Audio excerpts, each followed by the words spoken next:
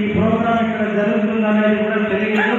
But every 3 months ఒకసారి నారాయణ కళాక్షేత్రంలో చిత్తూరు అభివృద్ధి పట్ల అన్ని పార్టీలతో పాటు చిత్తూరు అభివృద్ధి కోరుకునే ప్రతి ఒక్క సంస్థ, అది లయన్స్ క్లబ్ కావచ్చు, ఉపాధ్యాయుల అసోసియేషన్ కావచ్చు, ఈ యొక్క సమావేశాన్ని నిర్వహిస్తామని తెలియజేసుకుంటూ, ఎవరికైతే సరైన ఇన్ఫర్మేషన్ లేదో వారందరినీ కూడా ఈ ఒక్కసారికి మమ్మల్ని క్షమించాల్సిందిగా కోరుకుంటూ, ఇప్పుడు ఫస్ట్ ఆఫ్ ఆల్ కోసం పాటుపడుతున్నారని ముందుగా ఎమ్మెల్యే అంటే ఏమి, అందులో ఈ ఎమ్మెల్యే గురజాల జగన్మోహన్ అంటే ఏమి అనేది ముందుగా అందరికీ తెలియాలి. చిత్తూరు ప్రజలకు కానీ లేదా ఇక్కడికి వచ్చేసిన అభివృద్ధి చేయాలని ఆశ ఉన్న ప్రతి ఒక్క వ్యక్తికి, మేము మేబీ మున్సిపల్ కమిషనర్ గారు, నేను, టౌన్ ప్లానింగ్, మా దొరబాబు గారు, మేయర్ గారు, ఇంకా అనేక మంది కలిపి హైరోడ్లో కొలతలు వేసేసిపోయాము.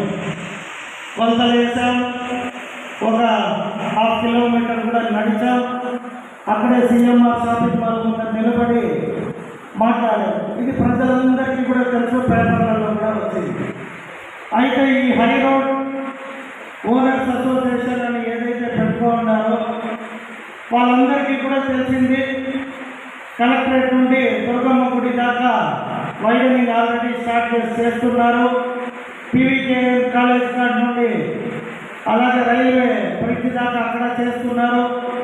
ఇక్కడ కూడా ఖచ్చితంగా చేయబోతారు అనే ఒక సూచన అయితే ఇచ్చారు. అయితే వాళ్ళు ఎవరు రాలేదు. వాళ్ళు ఎందుకు రాలేదో నాకు తెలియదు. అంటే ఓనర్స్ అసోసియేషన్ అని పెట్టుకొని ఒక ఎమ్మెల్యే, ఒక మేయర్ గారు, డిప్యూటీ మేయర్, లేదా కూడా చైర్మన్, మాజీ ఎమ్మెల్సీ గారు, మున్సిపల్ కమిషనర్ గారు అందరూ వచ్చి మేము రోడ్డు పైన కొలతలు వేసి మార్కులు వేస్తే కూడా వాళ్ళు వచ్చి ఒక ఎమ్మెల్యేని కలవటము లేదా ఎమ్మెల్యేతో చర్చిస్తాము అంటే ఏమి, ఎలా, ఓకే డబ్బులు ఇస్తారా, టీడీఆర్ ఇస్తారా, లేదా ఇంకేమైనా ఆలోచన ఉందా అని ఎవరు వచ్చి నేను కలిగే, లేదా అక్కడ ఉన్న వాటిని విధంగా కలిసారో కూడా నాకు తెలియదు. సడన్గా ఎక్కడో ఒక సింధు హోటల్లో మీటింగ్ పెట్టుకోవచ్చు. ఇప్పుడు చెప్పినట్టు ప్రతి ఒక్కరు కూడా వారి కష్టాతీతం అది ఊరు అభివృద్ధి కోసం అడిగాము. 10 సంవత్సరాల నుండి డిస్కషన్ జరుగుతూ ఉంది. నేను కూడా అనేక సందర్భాల్లో చెప్పాను. ఎలక్షన్ సమయంలో స్మార్ట్ సిటీగా చిత్తూరుని తయారు చేసే విధానంలో ఎక్కడా కాంప్రమైజ్ కాను అని చెప్పాను. నేను ఎందుకు ఆ మాట అన్నాను అంటే, ప్రతి ఒక్కరూ అభివృద్ధి చెందటంలో, అభివృద్ధి జరిగే సమయంలో అనేకంగా నష్టపోతారు కూడా. నేను వారెవరిని నష్టపోమని నేను చెప్పలే. గత ప్రభుత్వంలో టీడీఆర్ బాండ్ విషయంలో కొన్ని స్కాములు జరిగినాయి, వాటిని ఆపుకున్నామని మా మంత్రివర్యులు మున్సిపల్ శాఖ నారాయణ గారు చెప్పారు. నేను అసెంబ్లీలో ఫస్ట్ మంత్రి గారితో డిస్కస్ చేసినప్పుడు వాటిపైన కొన్ని ప్రాబ్లమ్స్ వస్తే వెరిఫికేషన్లో ఉన్నాము.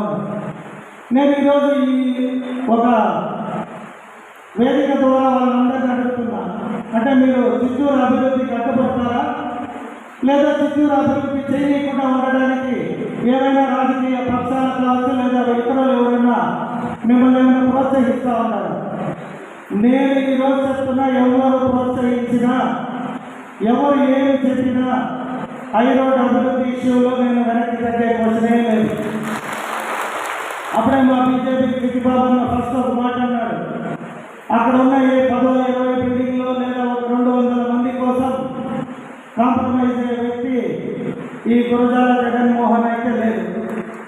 రాజకీయాల గురించో లేదా వారసత్వం రాజకీయాల కోసమో పని చేయడానికి అయితే చిత్తూరుకు రాలేదు. నేను ఇదే ఊరిలో పుట్టి ఈ ఊరు నుండి మహానగరం కర్ణాటక బెంగళూరు వెళ్ళి ఒక మారుతల్లి, ఒకప్పుడు మారుతపల్లి అనేవాళ్ళు, ఇప్పుడు మారుతహల్లి అంటున్నారు. రేపు ఇంకేమని పిలుస్తారో తెలీదు. నా కళ్ళ ముందర అభివృద్ధి జరిగింది. నా కళ్ళ ముందర ఐటీ సెక్టర్ కట్టారు, నా కళ్ళ ముందే రోడ్లు వేశారు. అక్కడ 2004లో తెలంగాణ వస్తుందని ఆంధ్రాకి సంబంధించిన బిడ్డలందరూ ఎప్పుడైతే మైగ్రేట్ అయి బెంగళూరు వచ్చారో వారందరితో నాకు సత్సంబంధాలు ఉన్నాయి. వచ్చిన రోజు తెచ్చిన రోజు 1,50,00,000 తెచ్చిన వాళ్ళల్లో ఈరోజు ₹1,00,00,000 బాడుగులు వస్తున్నాయి. అంటే ఎందుకు ఈ మాట చెప్తున్నాను అంటే, వారు రోడ్లకి అప్పట్లో డబ్బు లేదు, ఏ గవర్నమెంట్ దగ్గర కూడా డబ్బు లేదు. అభివృద్ధి చెందాలి. ఎలా? నారా చంద్రబాబు నాయుడు అనే ఒకే ఒక వ్యక్తి శక్తి ఆయనని దృష్టిలో పెట్టుకొని నేను కూడా ఈ చిత్తూరు పట్టణాన్ని ఎలా అభివృద్ధి చేయాలని ఆలోచిస్తున్నాను. మనకి ఉమ్మడి రాష్ట్రం విభజన జరిగింది. ఆంధ్ర రాష్ట్రము, తెలంగాణ అంతా అభివృద్ధి చెందింది. ఒకప్పుడు మెడ్రాస్లో ఉన్న ఉమ్మడి మెడ్రాస్, అక్కడ కొన్ని కారణాల వల్ల విడిపోవాల్సి వచ్చినప్పుడు ఆంధ్ర అయింది. మళ్ళీ తెలంగాణకు పోయి అభివృద్ధి చేశాం. తెలంగాణ అభివృద్ధి అయితేనే తెలంగాణ ప్రజలు మాది తెలంగాణ, మా నీరు, మా నియామకాలు, మా ఉద్యోగాలు అన్నారు, మా పరిపాలన అన్నారు, మా రాజకీయం అన్నారు. అక్కడ కూడా ఒక రాజకీయపరమైన నిర్ణయంతో విడిపోవాల్సి వచ్చింది. ఏమీ లేని రాజధాని ఎక్కడ పోయి కూర్చోవాలో తెలియదు, ఎక్కడి నుండి ఏం చేయాలో తెలియదు. అయితే నారా చంద్రబాబు నాయుడు గారికి తెలిసింది ఒక్కటే, వారి ఆలోచన మనం ప్రజలను అడుగుదాం. మన రాష్ట్రం విభజన జరిగింది, అందరూ సహకరిస్తారనే ఒకే నమ్మకంతో అమరావతి అని అక్కడున్న ప్రజల్ని అడిగాడు. ఒక మాట, ఇక్కడ రాజధాని నిర్మించాలి, మీరు భూములు ఇస్తారా? ఎవరూ ఊహించలేదు. ప్రపంచంలోనే ఒక అద్భుతం అంటే అది అమరావతి. మనుషులు ఇక్కడ ఉన్న ప్రతి ఒక్కరూ తెలుసుకోవాల్సింది, మన ఆస్తులని మన పిల్లలకి ఇచ్చేది ఎప్పుడు అంటే నా మరణం తర్వాత, లేదు నాకు వయసు అయిపోయి పెళ్లిళ్ళు చేసి వాళ్ళకి ఆర్థికపరమైన స్థాయి కలగాలి అన్నప్పుడు మన ఆస్తుల్ని వాళ్ళకి రాసిస్తారు. కానీ నారా చంద్రబాబు నాయుడు అడిగిన తక్షణం మన చంద్రబాబు నాయుడు గారి పైన ఉండే ఒక గౌరవం కావచ్చు, వారి పట్ల ఉన్న అభిమానం కావచ్చు, 33,000 ఎకరాల రైతులు 30,000 మంది దాకా వారిపై నమ్మకంతో ఇచ్చి అమరావతి స్టార్ట్ అయింది.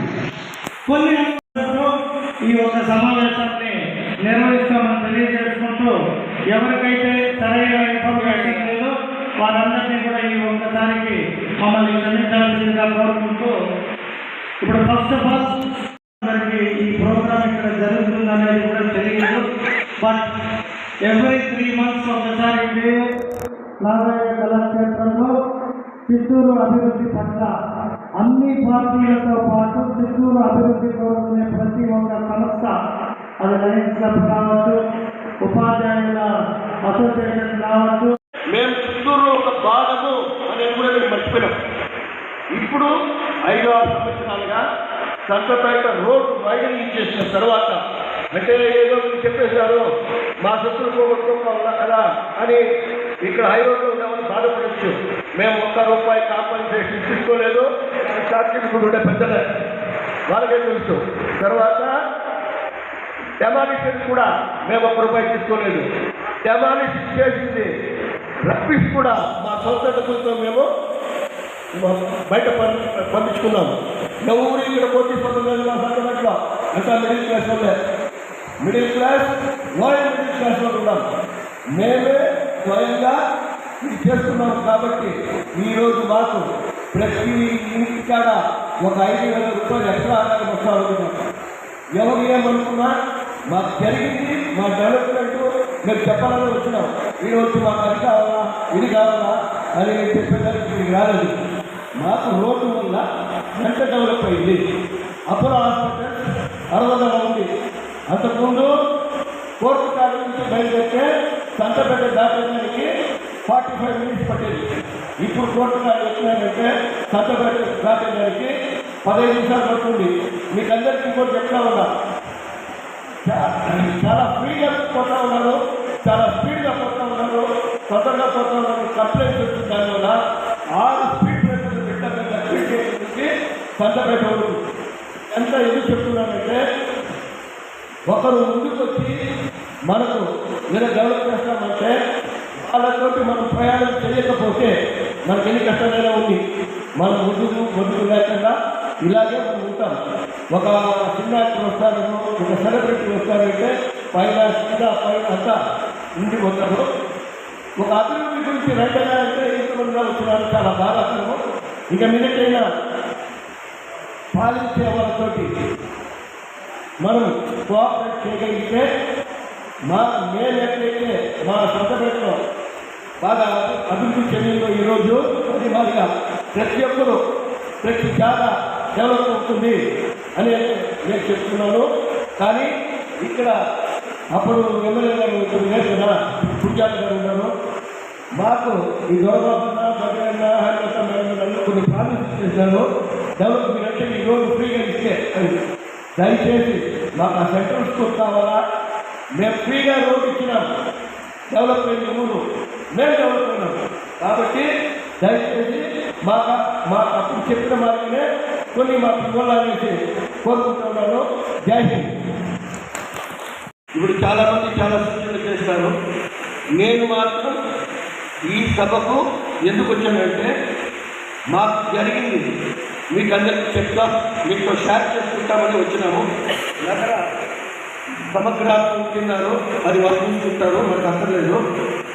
ఈ వేదిక పైన ఉండే దొరబాబు కానీ భద్రన్న కానీ శ్యామలత మేడం కానీ ఇంకా చాలామందికి మా సొంతపేటలో ఒక బస్సు లక్ష్మీ థియేటర్ నుంచి బజార్కి పోవాలంటే అరగంట పట్టింది అనమాట. 40 సంవత్సరాలుగా ఎదుగు బొదుగు లేకుండా మేము ఉన్నాం. అటువంటిది 2014-15 పీరియడ్లో సొంతపేటకు ఈ పక్క 21 అటు ఆ పక్క 21 రోడ్డు తీయాలని ఒక ప్రపోజల్ వచ్చింది. అందరూ భయపడ్డాం. సరే, ఇందాక చెప్పినట్లు 200 మందా 2 లక్షల మందా సేమ్ పర్సెంట్ సొంతపేటలో రైతు 25,000 మందా 200 ఇట్ల అని మేమందరూ చాలా కష్టపడ్డాం. ఇక్కడ సొంతపేట డెవలప్మెంట్ కమిటీ తరఫున ఇక్కడ వచ్చిన అందరూ అంటే మా కమిటీ వాళ్ళు ఎక్కువ వచ్చున్నారు, కానీ స్టేజ్ కింద స్టేజ్ పైన కూడా ఉన్నారు. మేము ఒక్క త్రాటి పైన నిలబడుకొని చాలామంది తిన్నాం, బాధపడ్డాం. ఫస్ట్ వీళ్ళు బాగా కొట్టారు, భద్రన్న దొరబాబన్న మట్టని ఏడిస్తే వాళ్ళని నచ్చి చెప్తారు. శ్యామలన్న మేడం కూడా ఇలా ఉన్నారు, బాగా డెవలప్ చేస్తాము.